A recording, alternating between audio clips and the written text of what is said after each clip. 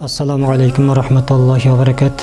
Құрметті жамағат, өздеріңізбен бүгінгі бөлісетін тақырыбымыз көркем мінез турасында болмақ.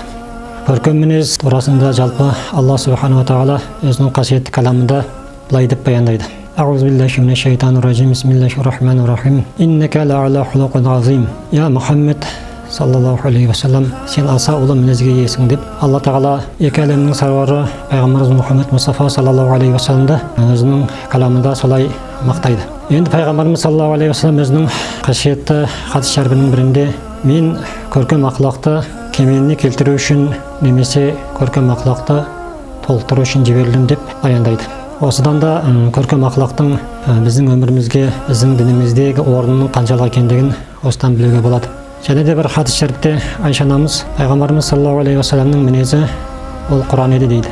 Және де пайғамбарымыз саллаллаху алейхи ва саллам өзінің бір хадисінде айтады: қияметте пенденің таразысында көркем ақылақтан да ауыр нәрсе болмайды дейді. Олай болса, біздің жасап жатқан құлшылығымыздан, істеген амалдарымыздан ақылағымыз кемелді болмаса, біздің жасаған құлшылығымыздан пайда жоқ екен. Ол үшін біз әрқашанда өзіміздің мінезімізбен Алланың құзырында сыйлыда бағалы екенбіз. Өйткені Алла тағала Құранда тақуа құлдарын мақтап, олар өздерінікі кек алуға лайық бола тұра ашуларын басатындар және адамдарды кешіретіндер деп баяндайды. Сол өзінің тақуа құлдарын осылай сипаттаған. Сонда дініміз әдептен, көркем ақылықтан тұратын болса, пайғамбарымыз саллаллаху алейхи ва салламның келу мақсаты да осы ақылақты кемелдендіру болса, онда біздің дүниеде де ақыретте бақытты болуымыз үшін бізге көркем ақылақтың орны өте зор болмақ. Сондықтан баршамызға Алла тағала дүниеде де ақыретте де бақытты, салиқалы, ақылақты